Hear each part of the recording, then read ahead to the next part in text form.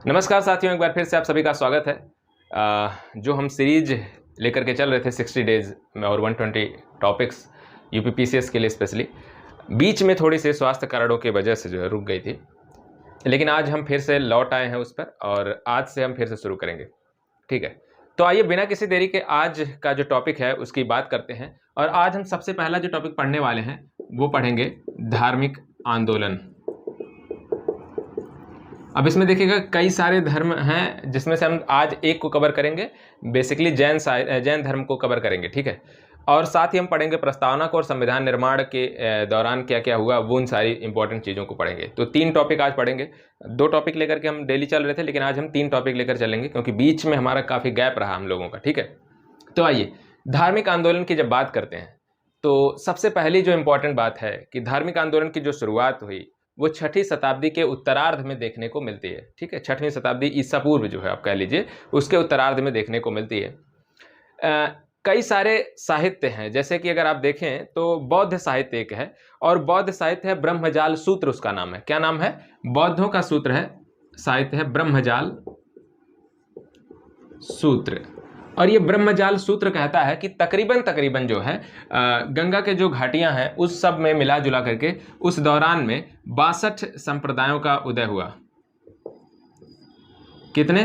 62 संप्रदायों की बात ये करता है। कौन?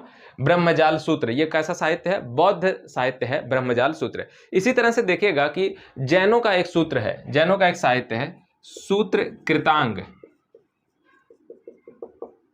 और ये बताता है कि तकरीबन 368 संप्रदायों का उदय हुआ, ठीक है। दोनों अपनी अलग अलग व्याख्या करते हैं। 62 कहता है ब्रह्मजाल सूत्र और 368 बताता है सूत्र कृतांग, जो है वो बताता है कि 368 संप्रदायों का, छोटे बड़े संप्रदायों का उदय हुआ। अच्छा, इन सारे चीज़ों के साथ साथ आप देखिएगा कि केवल ऐसा नहीं था कि भारत में ही ये सारे जो धार्मिक आंदोलन है या फिर बौद्धिक आंदोलन है भारत में ही चल रहे थे। इसी के दौरान पैरेलली जो है दुनिया में भी बहुत सारे चल रहे थे। जैसे आप देखें तो विश्व स्तर पर अगर आप देखें तो चाइना में देखिएगा तो चाइना में भी एक तरह से एक बौद्धिक आंदोलन शुरू हुआ और उसको कन्फ्यूशियस के जरिए शुरू किया गया था, ठीक है। चाइना में कन्फ्यूशियस। इसी तरह से देखिएगा कि यूनान में पाइथागोरस का नाम आता है और ईरान में देखिएगा कि तो जरथुष्ट्र का नाम आता है। किसका? जरथुष्ट्र, ठीक है। ये ईरान में है जरथुष्ट्र, ठीक है। तो ऐसे बहुत सारे जो है समकालीन, इसके तत्कालीन उसी समय में चल रहे थे। चलिए बात करते हैं कि भारत की हमको बेसिकली बात करनी है और भारत में हम देखें कि इन सारे धार्मिक आंदोलनों के उदय होने का पीछे का कारण क्या था। तो अगर देखें कारणों में सबसे पहली बात अगर देखें तो एक तो सबसे बड़ी समस्या ये थी कि जो वैदिक धर्म था, वैदिक जो काल के दौरान चला, जो भी कर्मकांड वगैरह थे वो इस दौरान तक इतने हद तक बढ़ गए थे, बलि वगैरह है ना, वो काफ़ी बढ़ गया था, यज्ञ वगैरह का काफ़ी विधान हो गया था और बहुत ही जटिल बन गया था ये। तो लोगों का धीरे धीरे क्या हुआ कि इतने ज़्यादा कर्मकांडों से मोह भंग होने लगा, ठीक है। तो एक रीज़न ये था वैदिक कर्मकांड। दूसरी अगर बात करें तो दूसरा सबसे बड़ा मुद्दा बनता है ना कि जो ब्राह्मण, क्षत्रिय और वैश्य वर्ग और शूद्र वर्ग बना था, उसमें आप देखेगा कि तो ब्राह्मण और क्षत्रियों का तो ठीक ठाक स्थिति थी, है ना। और साथ ही आप देखेगा कि ब्राह्मण, क्षत्रिय और वैश्य तीनों को साथ में द्विज भी कहा जाता था। लेकिन अगर आप बात करें कर देने की बात करें, उत्पादन की बात करें, तो ये केवल एकमात्र वर्ण करता था और वो कौन थे? वैश्य थे।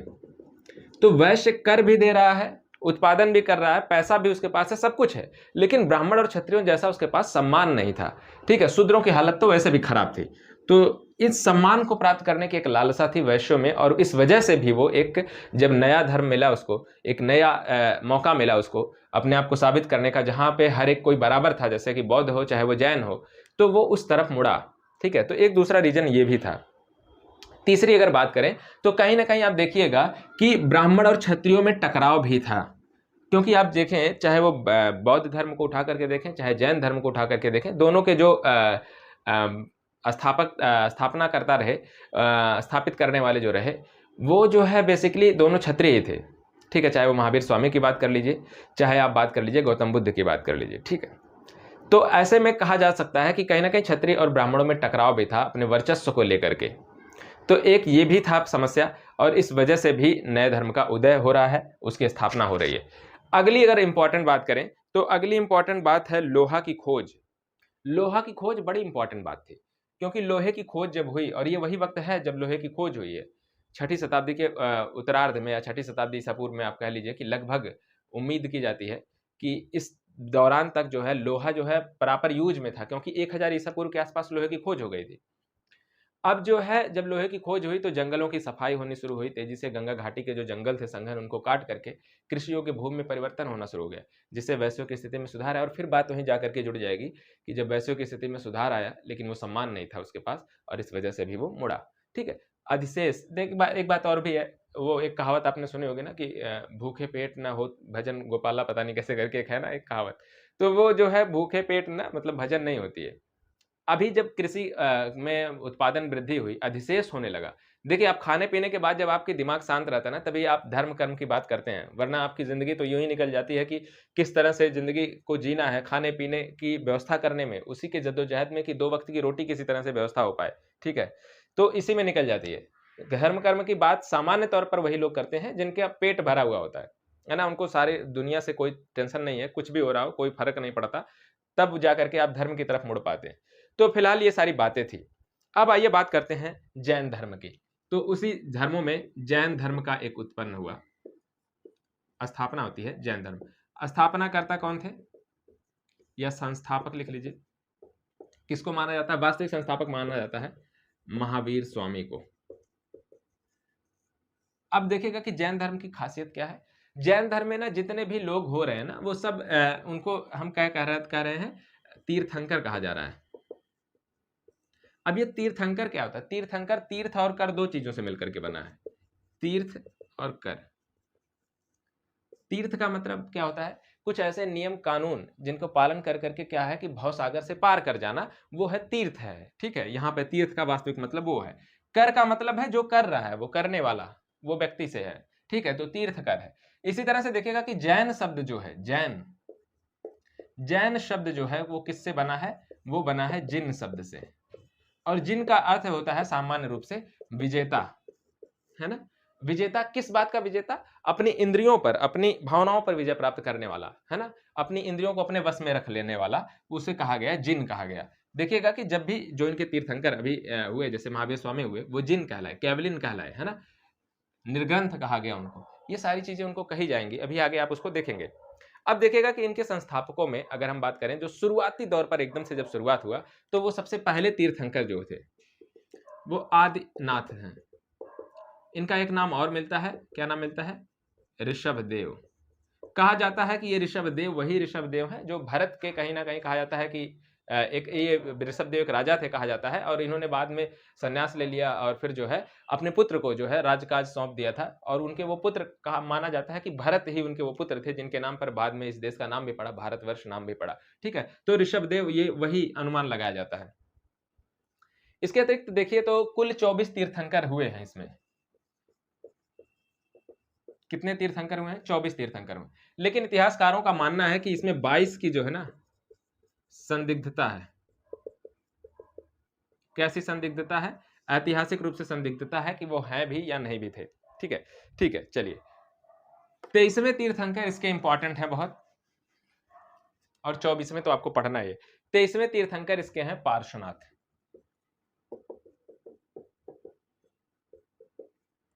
पार्श्वनाथ इसके 23वें तीर्थंकर हैं। अब पार्श्वनाथ के बारे में भी हम थोड़ा सा डिटेल में पढ़ेंगे, इसके बाद 24वें तीर्थंकर कौन हुए? महावीर स्वामी होते हैं 24वें तीर्थंकर। ठीक है, इतनी सारी बातें ये इंपॉर्टेंट थी। दूसरी अच्छा एक इंपॉर्टेंट बात और देख लीजिए कि जो तीर्थंकरों में जैसे जो आपके आदिनाथ हुए, यानी कि जो इससे पहले हमने बताया पहले तीर्थंकर ऋषभदेव या आदिनाथ, और दूसरे जो है एक अरिष्टनेमी है। इन 2 ऐसे तीर्थंकर हैं जिनका जिक्र जो है ऋग्वेद में भी मिलता है, इसलिए इनकी तो ऐतिहासिक संदिग्धता नहीं है, बाकियों का नाम नहीं मिलता है, तो अरिष्टनेमी और इनका मिलता है। ठीक है, तो फिलहाल के लिए अब आगे हम देखते हैं और देखते हैं पार्श्वनाथ के बारे में। चलिए पार्श्वनाथ के बारे में बात करें तो इनके पिता का नाम था अश्वसेन।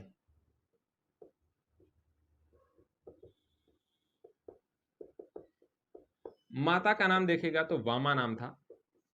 ठीक है, पत्नी, अगर इनके पत्नी का नाम देखिएगा तो पत्नी का नाम प्रभावती था। क्या नाम है? ठीक है, माता पिता पत्नी। अब इनके माता और पिता दोनों लोग राजकुल से संबंधित थे, और बेसिकली जो पिता थे काशी के राजा भी थे इनके पिता। ठीक है, तो ये इतनी इंपॉर्टेंट बात इनके बारे में। साथ ही देखिएगा कि जो ये पार्श्वनाथ हैं, पार्श्वनाथ के समय में इनका समय अगर देखें टाइम पीरियड कब है, इनका समय कब है, तो तकरीबन इनका समय माना जा सकता है कि महावीर स्वामी से, इतिहासकारों का मानना है कि महावीर स्वामी से ये 250 वर्ष पहले हुए, 250 वर्ष पूर्व हुए। तकरीबन ये समय क्या रहा होगा, 8वीं बीसी में है ना? वो 6वीं बीसी के उत्तरार्ध में, तो 250 वर्ष लगभग हो जा रहा है कि वो 8वीं बीसी में वो तकरीबन रहे होंगे, ठीक है? अब देखिएगा कि इन्होंने अपने अनुयायियों को 4 प्रमुख रूप से बातें कही थी, 4 व्रतों का पालन करने के लिए कहा था। सत्य, अहिंसा, आस्तेय और अपरिग्रह।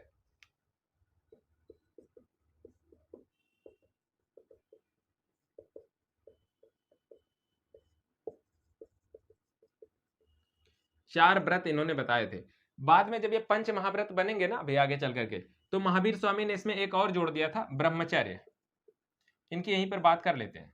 सत्य का मतलब है, कहने का मतलब यह था कि हमेशा सत्य बोलो, जब भी बोलो सत्य ही बोलो। अहिंसा का मतलब ये है कि लोगों पर दया करो बेसिकली, ये ना है कि निर्मम रूप से हत्या करो, ठीक है? और अहिंसा के मामले में आप देखिएगा कि जैन धर्म जो है ना, बहुत ज्यादा ही सजग है, बहुत ज्यादा कठोर भी है, बहुत ज्यादा दृढ़ है, क्योंकि ये यहाँ तक कि कृषि के दौरान भी जब जीवों की हत्या हो जाती है, उसको भी ये नकार देता है कि ऐसी भी हत्या नहीं होनी चाहिए। इसीलिए कृषि को ये माने, मतलब वो कहता है कि कृषि कार्य ना करो। और देखिएगा कि जैन धर्म के अनुयायी जितने ज़्यादा होते हैं ना, आप अपने अभी वर्तमान के टाइम पर भी देख सकते हैं कि वो ज़्यादा से ज़्यादा व्यापारी होंगे, ज़्यादा से ज़्यादा क्या होके हैं कि बिज़नेसमैन टाइप के होंगे वो लोग। आस्तेय, चोरी ना करो। अपरिग्रह, बहुत ज़्यादा से ज़्यादा संचय ना करो। ब्रह्मचर्य का मतलब है एक समय के बाद ईश्वर की साधना में लीन हो जाओ। ईश्वर का कहने का मतलब है इस भवसागर को प्राप्त करने के लिए, ज्ञान की प्राप्त करने के लिए उस ब्रह्मचर्य का आचरण का पालन करना शुरू कर दो। तो ये 5 बातें, पंच महाव्रत जिसको बाद में कहा गया। पहले 4 ये व्रत थे, ठीक है? चलिए अब बात करते हैं महावीर स्वामी की।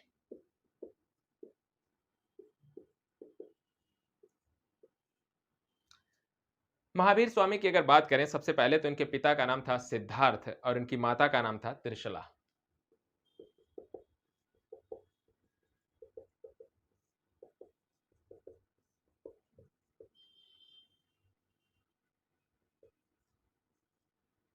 अब इनके पिता जो थे ना, पिता ज्ञातिग्र, ज्ञात्रिज्ञ, ज्ञात्रिक कुल में जो है,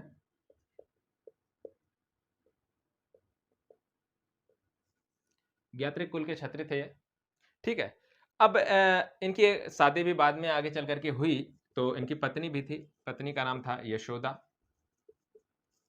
और फिर इनकी पत्नी से इनकी एक पुत्री भी प्राप्त हुई जिसका नाम था अड़ोजिया। और बाद में अड़ोजिया की जब शादी होती है, तो अड़ोजिया की शादी यानी कि इनके दामाद जो बने महावीर स्वामी के, उसका नाम था जामाली। और जामाली देखिएगा तो कौन थे, इन्हीं की एक बहन थी, सुदर्शना नाम था, है ना, सुदर्शना, उन्हीं का बेटा था ये जामाली, ठीक है? और उन्हीं से इसकी शादी हो गई। पहला जामाली जो है इनका शिष्य भी बनेगा, पहला शिष्य भी इनका जामाली था, और पहला विद्रोही भी था जामाली, ठीक है? सबसे पहली बार इसने छोड़ा भी। चलिए, महावीर स्वामी की खास बात है कि इनका जन्म कब हुआ, तो जन्म के बारे में देखेगा और मृत्यु के बारे में देखेगा कि दो बातें, थोड़ी सी इसमें बड़ा कंफ्यूजन रहता है लोगों को। कुछ इतिहासकारों का मानना है कि इनका जन्म जो है 599 बीसी में हुआ, है ना? और कुछ कहते हैं कि नहीं भाई, ये 540 बीसी है।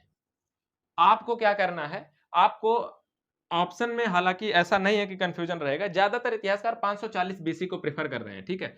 तो हम यहां पर 540 बीसी ही लेकर के चलते हैं, 540 बीसी। दूसरा वाला भी आपके जानकारी के लिए लिख दें, अगर कहीं पे आपको मिले तो ऐसा मत सोचिएगा कि वो गलत है।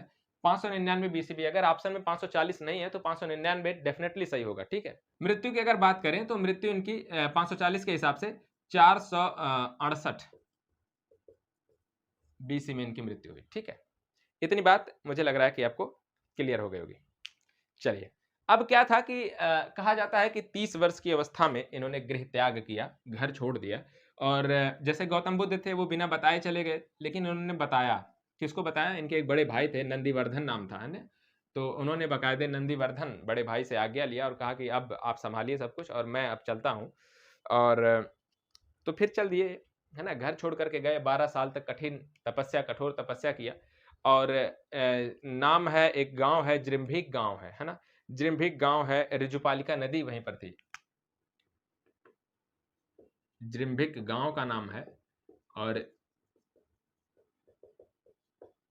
ऋजुपालिका नदी, इसी के तट पर एक साल का वृक्ष था। तो ये क्वेश्चन कभी कोई पूछ रहता है किस वृक्ष के नीचे ज्ञान की प्राप्ति हुई थी, तो साल का वृक्ष था, याद रखिएगा इसको। साल वृक्ष के नीचे फाइनली इनको ज्ञान की प्राप्ति होती है, और ज्ञान प्राप्ति के बाद इनका जो पहला शिष्य बनता है, जामाली ही इनका पहला शिष्य बना। और देखिएगा कि जो इन्होंने जो अपना पहला उपदेश दिया वो राजगीर में दिया, राजगृह में दिया। पहला उपदेश ज्ञान प्राप्ति के बाद कहां पर दिया? राजगृह में दिया या फिर राजगीर में दिया। वहीं पर एक पहाड़ी है विथुलाचल, विथुलाचल पहाड़ी है, एक नदी बहती है बराकर नदी। तो नदियों के नाम भी याद रखिएगा, एक ऋजुपालिका भी आई, एक बराकर नदी। तो बराकर नदी के तट पर इन्होंने जो है वो पहली बार ज्ञान जो है बांटा था, या पहला इनको उन्होंने उपदेश दिया था। ठीक है, कुछ महत्वपूर्ण शासक जो इनके समकालीन थे और जिन्होंने जैन धर्म का पोषण भी किया, जैन धर्म का सहयोग भी किया, उसमें से देखिएगा कि सबसे महत्वपूर्ण नाम तो एक बिंबिसार का ही आता है। जितने भी उस दौरान के हुए हैं, तो बिंबिसार, अजातशत्रु, उदयन, इसी तरह से चंड प्रद्योत, इन सब का नाम आप बता सकते हैं कि ये सारे के सारे जो हैं इनके क्या थे? समकालीन थे। ठीक है, इतनी बात में मुझे लगता है कि किसी को कोई दिक्कत तो नहीं होनी चाहिए। आगे बढ़े कि जैन धर्म में देखिएगा कि ज्ञान की अब अगर बात करें जैन धर्म में, तो जैन धर्म में जो ज्ञान की परिभाषा है ना, वो कुछ इस तरह से दी गई कि जैसे अगर सपोज करिए कि कोई ऐसा ज्ञान आप प्राप्त होता है जो आप अपनी इंद्रियों के जरिए ज्ञान की प्राप्ति करते हैं, इंद्रियों के जरिए, इंद्रिय जनित ज्ञान कह लीजिए। तो इंद्रियों के जरिए जो इस ज्ञान की प्राप्ति हो उसको इंद्रिय जनित ज्ञान, और इस ज्ञान को इन्होंने क्या नाम दिया? मति नाम दिया। इसको क्या कहा जाता था? मति कहा जाता था। तो अब अगर कभी आपसे पूछे कि मति क्या है, तो मति ये है कि खुद के जरिए, खुद की इंद्रियों के जरिए जब आपको किसी चीज की अनुभूति हो रही है, किसी के बारे में जानकारी प्राप्त हो रही है किसी चीज के बारे में, तो उसको मति कहा जा रहा है। ठीक है, इंद्रिय जनित ज्ञान जो है उसको मति कहा जाता है। इसी तरह से अगर आपको सपोज करिए कि कुछ सुन करके कुछ ज्ञान की प्राप्ति होती है, सुन करके, लोगों को सुन करके अगर ज्ञान की प्राप्ति होती है, तो उसको क्या कहा जाएगा? श्रुति कहा जा रहा है। श्रवण के जरिए अगर आपको ज्ञान की प्राप्ति हो रही है तो क्या कहलाएगा? श्रुति श्रुति कहा जाता है उसको, इसमें मतलब जैन धर्म के अनुसार। इसी तरह से अगर आपको दिव्य ज्ञान की प्राप्ति होती है, दिव्य ज्ञान की प्राप्ति को जो है वो क्या कहा गया है? अवधि कहा गया, अवधि। ठीक है, दिव्य ज्ञान की प्राप्ति को क्या कहा गया? अवधि कहा गया है। एक और बड़ा इंपॉर्टेंट है, मनः पर्याय। क्या नाम है? मनः पर्याय। अब ये मनः पर्याय कौन सा ज्ञान है? ये ऐसा ज्ञान है कि सपोज करिए कि अगर आप इस कदर सक्षम हो जाते हैं कि आप दूसरों के मन की बातों को समझ पाते हैं, जान लेते हैं, ठीक है, बेसिकली आप कहिए कि जान लेते हैं, तो उसको मनः पर्याय कहते हैं। दूसरे की मन, अपने मन की बात नहीं, अपने मन की बात हर कोई कर सकता है, दूसरे के मन की बात, ठीक है, समझना, समझ लेना, जान लेना, उसको कहा गया मनः पर्याय कहा गया। अब देखिएगा कि जो जैन धर्म है वो कहता है कि जो ज्ञान है ना उसके 3 स्रोत हो सकते हैं जैन धर्म के अनुसार। कौन कौन सा स्रोत हो सकता है? एक तो स्रोत ये हो सकता है, पहला जो ये कहता है कि प्रत्यक्ष रूप से आप चीजों को सामने आप देख पा रहे हैं और समझ पा रहे हैं कि हाँ ये चीज है, तो उसको प्रत्यक्ष ज्ञान कहा जा रहा है। ठीक है, प्रत्यक्ष तरीके से, प्रत्यक्षतः आपको ज्ञान की अनुभूति हो सकती है। दूसरा कहा गया कि आप अनुमान लगाएं, जैसे आपने किसी चीज को देखा, फिर आपने बहुत सारी चीजें जो है ना तैयार की, जैसे आप प्रयोगशाला में पहले जाते होंगे, केमिस्ट्री वगैरह की लैब में जब जाते थे, तो आप अनुमान लगाते थे कि अगर इसको इतना मिला देते हैं, इसको इतना मिला देते हैं ना, इतना H2SO4 मिला देते हैं, इतना HCl इसमें मिला देते हैं, तो क्या होगा, क्या नहीं होगा। तो ये अनुमान है कि ऐसा हो सकता है, ऐसा नहीं हो सकता है, ये होगा, वो होगा, ये सारी बातें। तीसरी जो बात है कि वो सुन करके मतलब जो पूर्व पूर्व ज्ञान है उसके आधार पर ज्ञान की प्राप्ति। जैसे सपोज करिए कि मतलब भूतकाल में किसी ने कुछ लिखा है, किसी ने कुछ कहा है, उसकी बातों के आधार पर तार्किक ज्ञान की प्राप्ति करना, उसको इलोबरेट करना, उसको जो है एक्सपैंड करना और उसको समझना। तो इनके जो उसमें क्या थे ज्ञान के स्रोत थे? तीर्थंकरों के द्वारा जो कहे गए वचन थे, उसके जरिए जो ज्ञान है उसको कहा जा रहा है इसमें। ठीक है, चलिए आगे बढ़ते हैं। एक बड़ा इंपॉर्टेंट टर्म आता है जैन धर्म के ज्ञान या साहित्य के बारे में। जैन धर्म में अगर बात कर रहे हैं तो स्यादवाद का या अनेकांतवाद की बात आती है। अब स्यादवाद है क्या?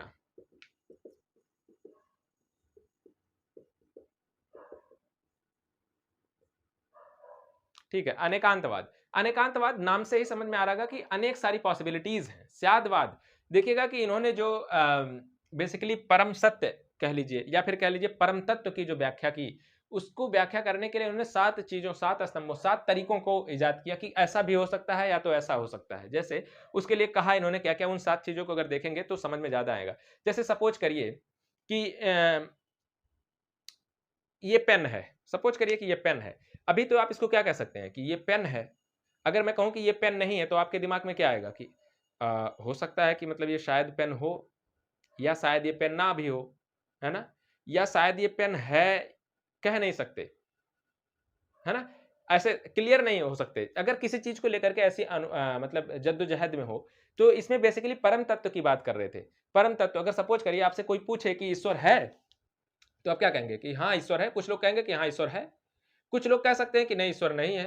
कुछ लोग कह सकते हैं कि ईश्वर हो सकता है भाई, कि ईश्वर हो, लेकिन क्लियर नहीं बता सकते कि ईश्वर है कि नहीं है। संशय उत्पन्न हो सकता है ना? तो स्यादवाद जो है ऐसे 7 तरीकों को बताता है, 7 बातों को, 7 स्तंभ उसके कौन-कौन से हैं। एक कहता है कि स्यात् अस्ति।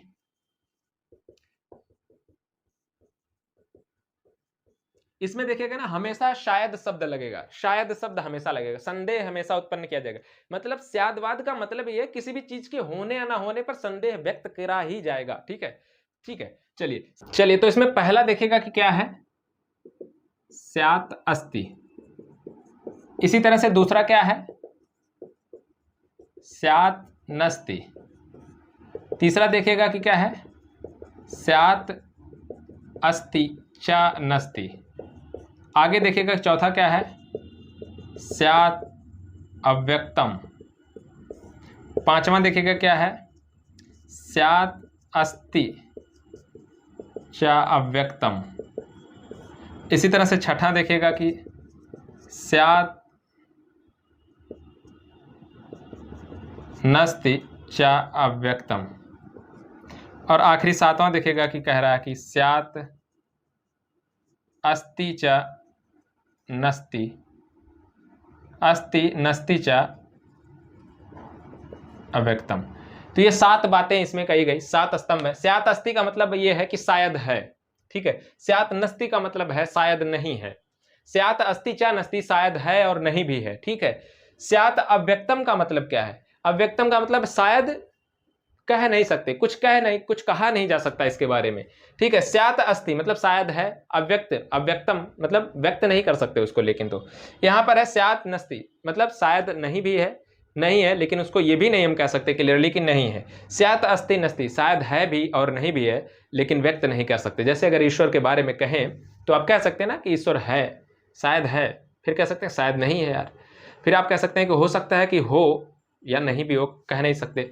एक तो कह सकते हैं आप कि शायद मतलब कि क्या है, कुछ कहा नहीं जा सकता कि है कि नहीं है ना। एक कह सकते हैं कि शायद है लेकिन कंफर्म नहीं कर सकते यार। फिर कह सकते हैं कि शायद नहीं है लेकिन ये इसमें भी हम कंफर्म श्योर नहीं है। फिर कह सकते हैं शायद हो सकता है कि हो भी और ना भी हो, कौन जाने, लेकिन हम कुछ कह नहीं सकते फिलहाल, है ना। तो ऐसे 7 बातें इस तरह से जो है ये व्याख्या देते हैं अपने तर्क का, ठीक है। चलिए, स्यादवाद और अनेकांतवाद था। अनेकांतवाद के बाद अगर आप देखें सबसे इंपॉर्टेंट बात जो आती है उसको ये देखते हैं कि जो जैन सभाएं, और जैन सभाओं से पहले एक चीज देख लेते हैं कि जो जैन धर्म में देखिएगा कि कई सारे बंटवारे भी हुए, जैसे कि श्वेतांबर और दिगंबर में एक टूटा। तो इसके कौन कौन सी शाखाएं थी? श्वेतांबर था, दिगंबर था। श्वेतांबर वाले जो थे वो श्वेत वस्त्र धारण करते थे, दिगंबर वाले वस्त्रों के नाम पर ये नग्न थे, ठीक है। श्वेतांबर जो है ये देखिएगा कि मगध में ही रह गए। क्या हुआ कि मगध में 4वीं शताब्दी बीसी के आसपास जो है क्या होता है, अकाल पड़ता है, और जिस वक्त जो है बहुत ज्यादा दिक्कत हो गई, तो ये श्वेतांबर जो है वे उन्होंने कहा, इन्होंने सोचा कि मगध में रहकर ही जो है लोगों की सहायता सेवा करेंगे, तो मगध में ही रहे ये। और ये जो है ये चले गए उस वक्त दक्षिण चले गए, और इन्हीं के साथ चंद्रगुप्त मौर्य भी चले गए थे दक्षिण में, और वहां पर फिर जो है चंद्र पर्वत पर उन्होंने संलेखना या संथारा विधि के जरिए, जिसमें आप भोजन पानी को त्याग देते हैं और फिर धीरे धीरे करके आपका शरीर नष्ट हो जाता है, आपकी डेथ हो जाती है। तो उन्होंने उस तरह से अपना अंतिम समय बिताया था। तो श्वेतांबर इस तरह से ये मगध में ही रहे, और ये किसके नेतृत्व में थे? स्थूल भद्र के नेतृत्व में। और जो इनके नेतृत्व में गए वो थे भद्रबाहु, भद्रबाहु के नेतृत्व में ये लोग चले गए थे, ठीक है। कुल मिलाजुला करके बाद में लौटे, है ना, ये चले गए, और इन्होंने ऐसा सा धारण किया, बाद में लौटे तब बंटवारा हुआ है ना, पहली संगीति होती है, इसके बाद बट गया, तब इन्होंने ये नाम दे दिया गया कि ये लोग श्वेतांबर हैं, यहीं रह गए। ये लोग वहां पे गए तो ऐसी ऐसी चीजें अपना लिया, मतलब कि नग्न हो गए और ऐसे हो गए, तो आकर के लौटे तो इनको सम्मिलित रूप से कहा गया कि ये श्वेतांबर है, ये है दिगंबर है। ठीक है, चलिए श्वेतांबर और दिगंबर की बात हो गई। अब देखिएगा कि श्वेतांबरों में जो है ना और दिगंबरों में कई सारे विभाजन फर्दरली भी होते हैं श्वेतांबर और दिगंबर में। अगर देखें इसमें एक श्वेतांबर में कहा जाता है तो एक को कहा जाता है पुजेरा वर्ग या डेरावासी कहा जाता है। ये वो लोग हैं जो मूर्ति पूजा वगैरह करने लगे अपने तीर्थंकरों की, और दूसरे जो हैं स्थानिक वासी हो गए, या ढूंढिक भी इनको कहा जाता है, ढूंढिक भी कहा जाता है, या फिर कहा जाता है इनको ढूंढिया, ढूंढिक या फिर ढूंढिया कहा जाता है, बेसिकली कहिए तो ढूंढिया कहा जाता है, ढूंढिया या फिर स्थानिक वासी, है ना। ये मंदिरों में भी आस्था नहीं रखते थे, हालांकि ये था कि ये केवल जैन जो दर्शन है उसी में विश्वास रखते थे। ठीक है, इसी तरह से दिगंबरों में देखेगा तो इसमें भी 2-3 भागों में बांटा, 20 पंथी बटे, इसी तरह से 13 पंथी बटे, इसी तरह से समैया, है ना, इस तरह से इनका भी बंटवारा हुआ है। तारणपंथी भी इसको कहते हैं, समैया या तारणपंथी, तो इस तरह से इसमें भी बंटवारा। इसमें भी मंदिरों और नान मंदिर वाला बात है कि कौन लोग मंदिरों और मूर्तियों में विश्वास रखते थे। फिलहाल इतना डिटेल जाने की जरूरत नहीं है, आप इतना इसमें याद रखिएगा कि 2 भागों में बटा दिगंबर और श्वेतांबर, ये उसके प्रमुख विभाजन है दिगंबर और श्वेतांबर में। अगली अगर इंपॉर्टेंट बात करें तो अगली बात आती है जैन सभाओं की, जैन संगीतियों को।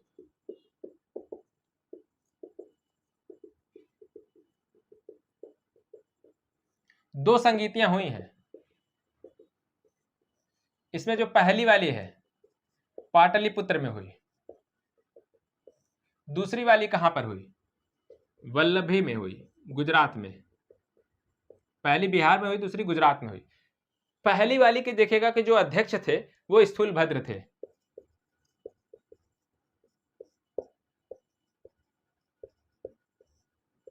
यहां पर देखिएगा अध्यक्ष जो थे वो क्षमा श्रमण है, क्या नाम है, क्षमा श्रमण नाम उनका है। ठीक है, क्षमा श्रमण, या फिर उनको देवार्धिगण भी कहा जाता है, देवार्धिगण या फिर क्षमा श्रमण, दोनों नाम मिलते हैं इसमें। ठीक है, अध्यक्ष। अब देखिएगा कि जो पहली वाली समिति हुई या पहली वाली संगीति जो हुई, इसमें काम क्या क्या हुए, तो इसमें जैन धर्म के 12 अंगों का जो है संकलन किया गया। जैन धर्म के 12 अंगों का साहित्य है, जैन साहित्य है, उनका बेसिकली संकलन किया गया इसमें।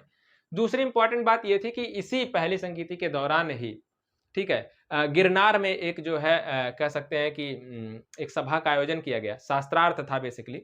लेकिन जो इसमें स्थूलभद्र के नेतृत्व में जो थे, भद्रबाहु के नेतृत्व में जो लोग थे यानी दिगंबर जो थे, उन्होंने इससे इनकार कर दिया, इसका बहिष्कार कर दिया, इसमें शामिल नहीं हुए, और फिर यहीं से दोनों के मार्ग अपने अपने अलग हो गए, एक श्वेतांबर कहलाए और एक दिगंबर। और इसीलिए कहा जाता है कि पहली जैन संगीति के दौरान ही इस श्वेतांबर और दिगंबर में विभाजन भी हुआ। ठीक है, तो ये पहली जैन संगीति है। समय इसका याद रखिएगा, चंद्रगुप्त मौर्य के टाइम पर है ना, 4th BC, 4वीं शताब्दी ईसा पूर्व में ये लगभग हुआ है। ठीक है,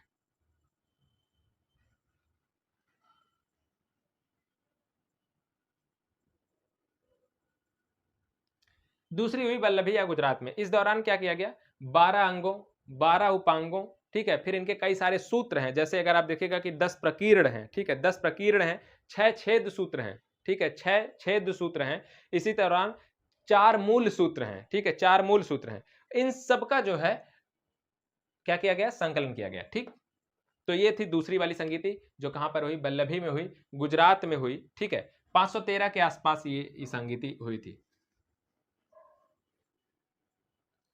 चलिए, अच्छा, कुछ लोग जो है ना 513 के हिसाब से, कुछ लोग 526 भी इसको कह देते हैं। ठीक है,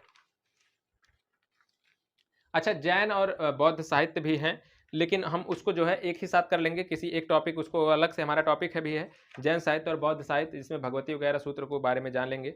ठीक है, चलिए आज अपने हम दूसरे टॉपिक की तरफ बढ़ते हैं, और दूसरा टॉपिक ये है संविधान का निर्माण जो हुआ वो कैसे हुआ, क्या क्या हुआ था उस दौरान। ठीक है, तो चलिए उसकी तरफ बढ़ते हैं, संविधान का निर्माण। देखिएगा कि सबसे पहले इंपॉर्टेंट बात अगर करें तो जो संविधान सभा के गठन का जो पहली बार बात किसी ने की, वो किसने किया था, वो किया था एक कम्युनिस्ट व्यक्ति थे जिनका नाम था MN राय, नाम था मानवेंद्र नाथ राय नाम था इनका। उन्होंने सबसे पहले 1934 में, 1934 में, कब, संविधान सभा के गठन की बात की थी। बाद में आगे चल करके 1938 में देखिएगा कि जवाहरलाल नेहरू ने इन्होंने कहा कि जो हमारी संविधान सभा होगी वो वयस्क मताधिकार के जरिए चुनी जाएगी और वो वही लोग उसमें शामिल होंगे। ठीक है। तीसरी फिर इंपॉर्टेंट बात आती है कि आगे चल करके देखिएगा कि फाइनली ब्रिटिश सरकार ने जो है पहली बार मान्यता दी 1940 के अगस्त प्रस्ताव में। अगस्त प्रस्ताव में ये बात मान लिया कि हाँ ठीक है, उन्होंने कहा कि विश्व युद्ध जब समाप्त हो जाएगा तब फिर हम जो है इस बारे में बात करेंगे और फिर जो है तब ये सभा या जो है संविधान सभा का गठन किया जाएगा। इसी के क्रम में जब कांग्रेस यानी फिर जो भारतीयों ने जब हिस्सा नहीं लिया द्वितीय विश्व युद्ध में, इनकार करने लगे, तो 1942 में क्रिप्स मिशन भेजा गया और फाइनली फिलहाल के लिए जानते होंगे आप कि क्रिप्स मिशन भी क्या था, ये फेल्ड हो गया था। ठीक है। इसके बाद 1946 में देखिएगा कि कैबिनेट मिशन आया और इसी कैबिनेट मिशन के जरिए जो है इस बात को मान लिया गया और ये पास हुआ। और फिर एक बात यहाँ पे याद रखिएगा कि कोई भी जितना भी मिशन आया, जितना भी कैबिनेट मिशन आया तक की जितनी भी बातें थी, उसमें किसी में पाकिस्तान की मांग का समर्थन नहीं किया गया है। ठीक है। पाकिस्तान की मांग का समर्थन नहीं किया गया था। ठीक है। चलिए, तो कैबिनेट मिशन के बाद जो है जब बात ये तय हो गई कि हाँ संविधान सभा के गठन की बात हो गई, तो आप देखिएगा कि कुल 389 सीटें बनी कि 389 सीटें इसका बंटवारा हुआ। अब इसमें देखिएगा कि 296 सीट जो है ये ब्रिटिश समुदाय की सीट है और 93 सीट जो है ये जो है किसकी है, जो ब्रिटिश सरकार है, ब्रिटिश भारत जो है उसके 11 प्रांतों की और साथ ही 4 मुख्य आयुक्तों के प्रांतों की, तो इसमें 292 + 4 करके है, ये 11 प्रांतों की है, ये 4 उसके मुख्य आयुक्तों की सीटें थी। ठीक है। 93 जो है ये देसी रियासतों की है। अब देसी रियासतें, इसमें 10 लाख पर एक व्यक्ति का मनोनयन करना था। बेसिकली कौन करता था, जो रियासत का मालिक होता था वो मनोनयन करता था। ठीक है। तो इस तरह से कुछ ये सीटों का बंटवारा हुआ। फिर आगे चल करके देखिएगा कि क्या होता है, जुलाई अगस्त में चुनाव होता है। अब इस चुनाव का परिणाम क्या रहा, 208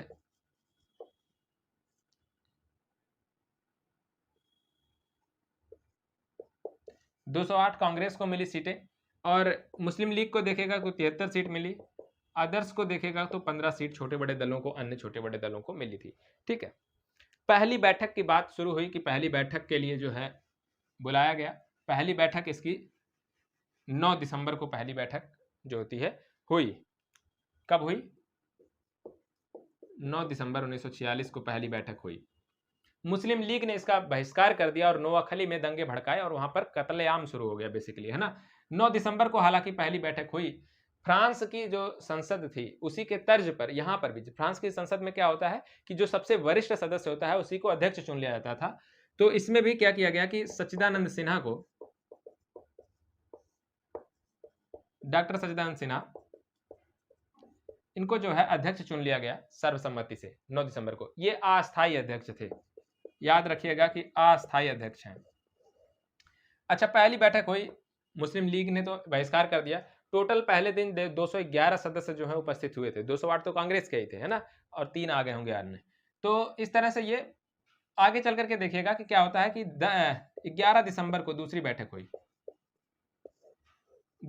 हुई और इस दिन डॉक्टर राजेंद्र प्रसाद को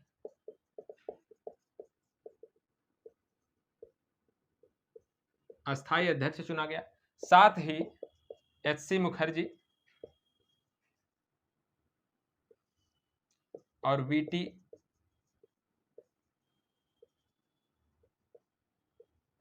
कृष्णामाचारी को उपाध्यक्ष चुना गया। 2 उपाध्यक्ष एच.सी. मुखर्जी और वी.टी. कृष्णामाचारी को जो है क्या चुना गया, उपाध्यक्ष चुना गया, 2 लोगों को। ठीक है। आगे चल करके फिर देखिएगा कि 13 दिसंबर का दिन आता है और 13 दिसंबर के दिन जो है उद्देश्य प्रस्ताव पेश किया गया। तो उद्देश्य प्रस्ताव का फिर पेश किया जाता है 13 दिसंबर 1946 को। उद्देश्य प्रस्ताव किसने पेश किया था, नेहरू ने पेश किया, पंडित नेहरू ने उद्देश्य प्रस्ताव को पेश किया और यही उद्देश्य प्रस्ताव आगे चल करके आपकी प्रस्तावना बनी। ठीक है। उद्देश्य प्रस्ताव को पेश किया गया। इसको पास कब किया गया, ये पास हुआ कब सर्वसम्मति से, तो ये 22 जनवरी को पास हुआ। 1947 को। कब पास हुआ? 22 जनवरी 1947 को ये स्वीकृति हो गई इसको, और बाद में फिर यही अंत में इसको प्रस्तावना के रूप में भी इसको जोड़ दिया गया। ठीक है। अच्छा, जब देखिएगा कि भारत का विभाजन वाला जो ये नियम था 1947 का, जब कह लीजिए कि अधिनियम जो है, जो स्वतंत्रता अधिनियम 1947 है, जब वो फाइनली लागू हो गया, तब इसके बाद से क्या था कि अनेक सारी देशी रियासतें वगैरह जो थी, और अनेक सारे जो मुस्लिम लीग के प्रांत जो भारत में पड़े, उन सबके जो सदस्य थे, उन लोगों ने अपने अपने आप को जो है संविधान सभा में भेज दिया। कुछ ही ऐसी रियासतें बची जो इसमें शामिल हिस्सा नहीं ली। ठीक है, उनकी हम बात आगे करेंगे, जो रियासतें बच गई थी। ठीक है, तो फिलहाल के लिए मैक्सिमम लोग जो है इसमें शामिल हो गए संविधान सभा में। अब देखिएगा कि संविधान सभा यहां से लेकर के आगे तक पूरे, जब तक कि 1951-52 के आम चुनाव नहीं हो गए, है ना, जब तक कि कानून संविधान नहीं बन गया, दो तरीके से काम करती रही।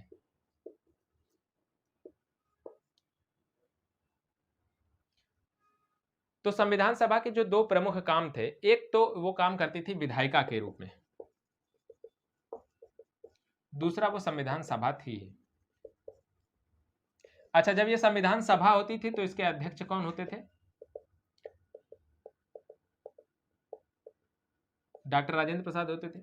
जब ये विधायिका होती थी तो ये कौन होते थे?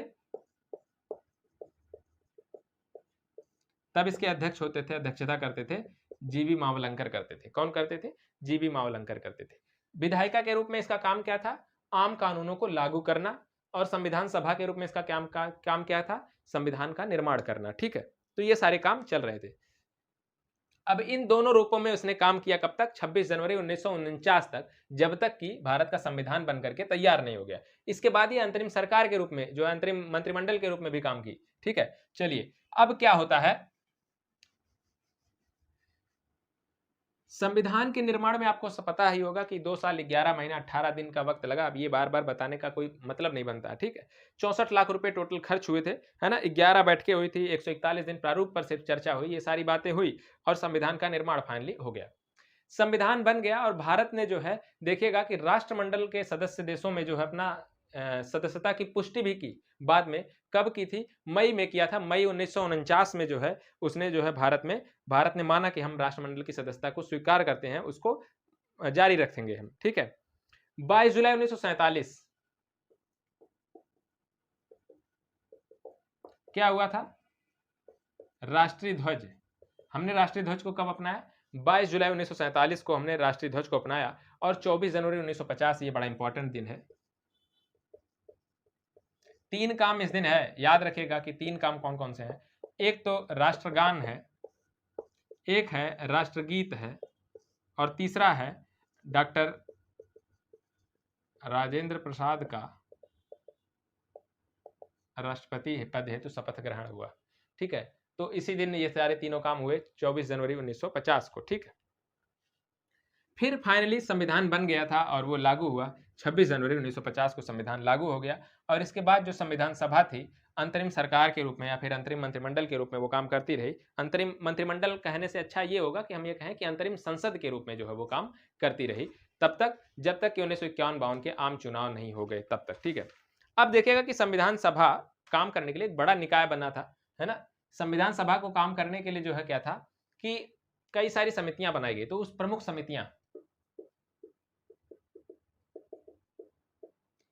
समितियों में देखिएगा तो तकरीबन 8 बड़ी समितियां थी, और अन्य छोटी समितियां कई सारी थी। 8 बड़ी समितियों में देखिएगा तो एक तो बहुत इंपॉर्टेंट जो समिति है, संघ शक्ति समिति है। कौन सी है? संघ शक्ति समिति है। इसी तरह से संघीय संविधान समिति है।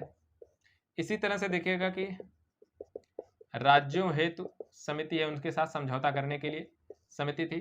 ठीक है, इसी तरह से आगे अगर देखिएगा तो प्रांतीय संविधान समिति है।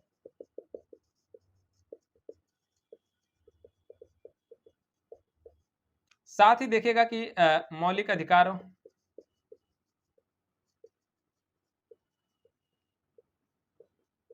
अल्पसंख्यकों और जनजातियों जो बहिष्कृत क्षेत्र की थी, उन सब के लिए भी एक समिति बनाई गई थी।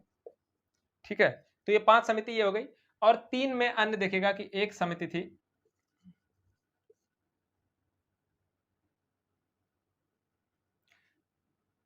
तीन में देखेगा कि अन्य जो थी इसको हटा देते हैं, 3 अन्य समितियां जो हैं, छठी देखेगा तो इसी तरह से है।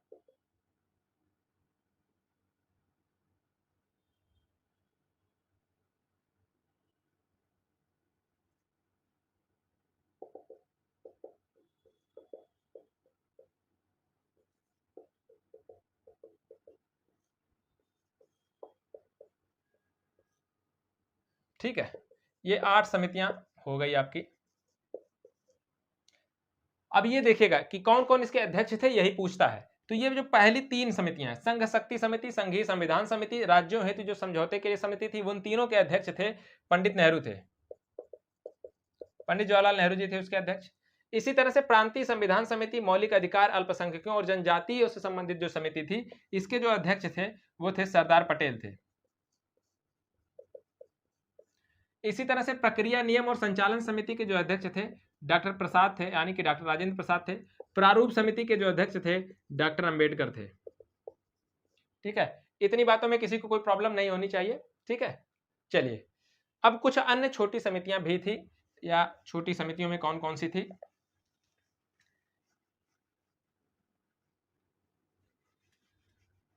अब अन्य अगर छोटी समितियों के बारे में देखिएगा तो एक थी समिति कार्य संचालन समिति,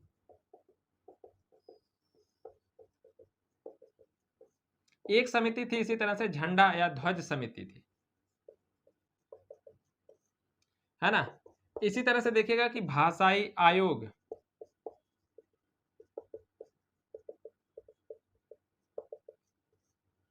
इसी तरह से तदर्थ नागरिकता पर। ठीक है, ऐसी सारी बहुत सारी समिति। इसी तरह से संविधान सभा के कार्यों के लिए,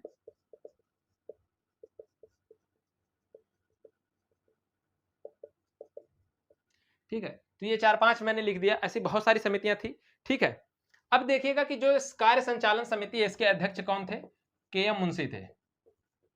झंडा या ध्वज वाली के लिए आप देखिएगा तो कौन थे, डॉक्टर प्रसाद थे, यानी कि डॉक्टर राजेंद्र प्रसाद थे।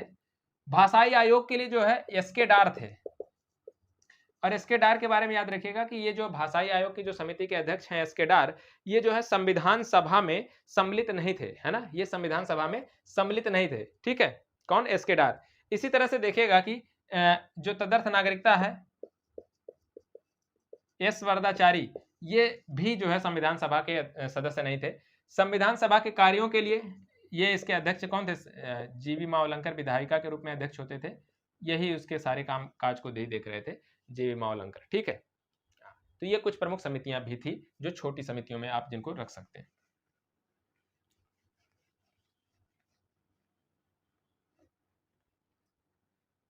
प्रमुख समितियों के बाद अब एक इंपॉर्टेंट समिति आपकी है प्रारूप समिति। ठीक है, इसके सदस्यों वगैरह के बारे में भी पूछ लेता है, तो इसको जान लेते हैं थोड़ी सी। देखिएगा कि प्रारूप समिति का जो गठन हुआ 29 अगस्त 1947 को इसका गठन हुआ। कब हुआ, 29 अगस्त 1947 को इसका गठन हुआ था। 7 सदस्यीय समिति थी, इसके जो अध्यक्ष थे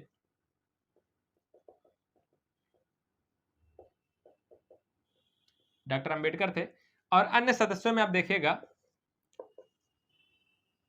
तो के एम मुंशी थे,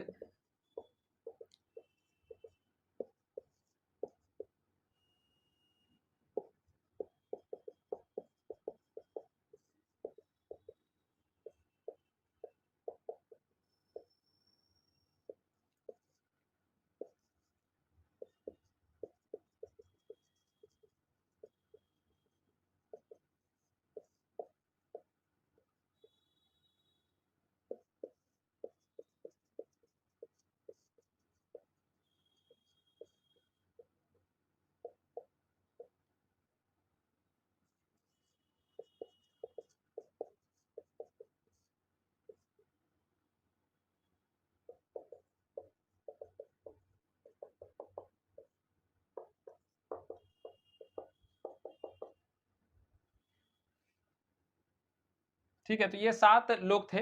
कौन कौन से आप देख पा रहे होंगे, बी एल मित्र, डी पी खेतान शुरुआत में थे, है ना। कौन कौन से, एक थे डॉक्टर अंबेडकर थे, के.एम. मुंशी थे, एन. गोपाल स्वामी अयंगर थे, ठीक है, इसी थे अल्लादी कृष्णा स्वामी अय्यर थे, इसी तरह से सैयद मोहम्मद सादुल्ला थे, बी.एल. मित्र थे, डी.पी. खेतान थे। अब देखिएगा कि क्या होता है कि बी.एल. मित्र का जो है स्वास्थ्य कारणों की वजह से ये सम्मिलित नहीं हो पाए और इस वजह से बी.एल. मित्र की जगह पर कौन आ गए, एन. माधवराव आए। बी.एल. मित्र की जगह पर एन. माधवराव इनकी जगह लिया और डी.पी. खेतान की देखिएगा कि 1948 में डेथ हो गई इनकी, तो इनकी जगह पर जो आए वो कौन आ गए, इनकी जगह पर डी.पी. खेतान की जगह पर टी.टी. कृष्णामाचारी आ गए। एन. माधवराव बी.एल. मित्र की जगह लिया एन. माधवराव ने और टी.टी. कृष्णामाचारी आ गए आपके डी.पी. खेतान की जगह पर 1948 में जब उनकी डेथ हो गई, ठीक है। प्रारूप पर कुल 141 दिनों की बहस और चर्चा के बाद फाइनली ये प्रारूप बनकर के तैयार हुआ। सबसे महत्वपूर्ण समितियों की अगर आप बात करें तो सबसे महत्वपूर्ण समितियों में यही एक महत्वपूर्ण समिति थी जो सबसे ज्यादा महत्वता रखती थी, ठीक है, संविधान के निर्माण का। देखेगा कि कुल मिला जुला के 4 नवंबर 1948 को संविधान का डॉक्टर अंबेडकर ने अंतिम प्रारूप पेश किया, है ना, और फिर 5 दिन इस पर बहस चली। अब 4 नवंबर को किया था, यानी कि 9 नवंबर तक इस पर बहस चली, आम चर्चा इस पर हुई 9 नवंबर तक। इसके पश्चात 15 नवंबर 1948 को जो है बेसिकली 15 नवंबर 1948 से क्या होता है कि खंडशः, जिससे क्या होता है ना कि कोई कानून जब आप पास होता है, विधायक कोई आता है विधेयक, तो क्या होता है कि धीरे धीरे पहले उस पर जो है उसकी शीर्षक पर बात होती है, फिर उस पर सामान्य एक समझ विकसित की जाती है, फिर उस पर खंडशः उसकी चर्चा की जाती है, फिर विभिन्न सारी समितियों की रिपोर्ट उस पर आती है, ये सारी बहुत सारी प्रक्रिया होती है। तो इसी तरह से 15 नवंबर 1948 से क्या हुआ कि खंडशः वार्ता शुरू हुई और ये चली 17 नवंबर 1949 तक।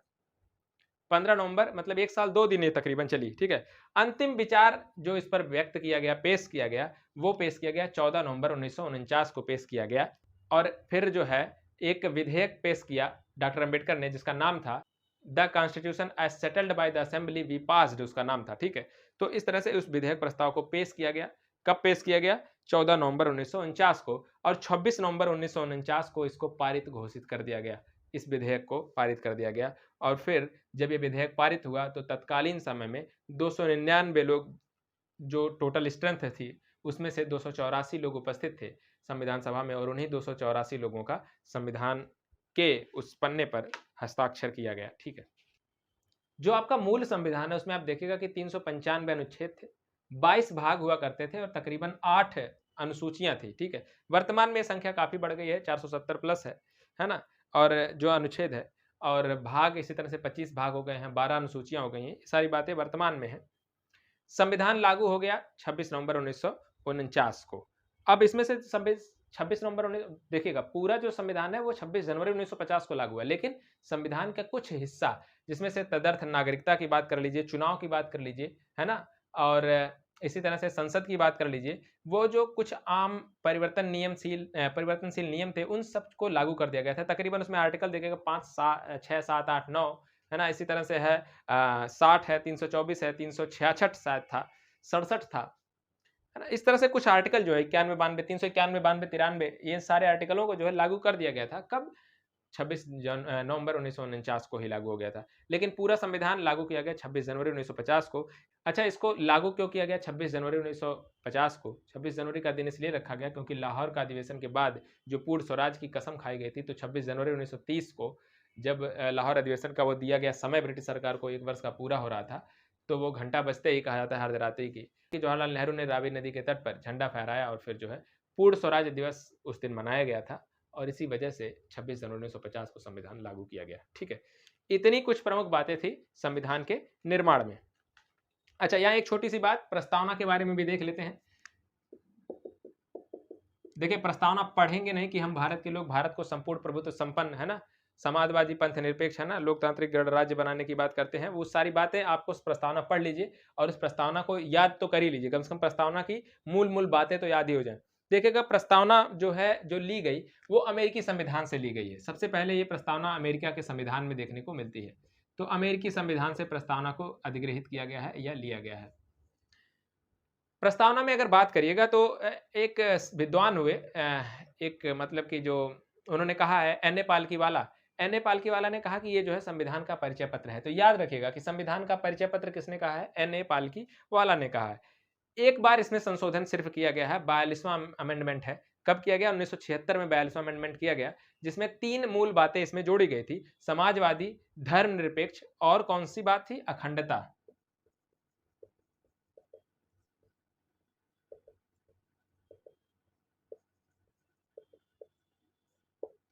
ये 3 बातें जोड़ी गई और इसी क्रम में जोड़ी गई, समाजवादी पहले जोड़ा गया, धर्मनिरपेक्ष, फिर अखंडता, ठीक है।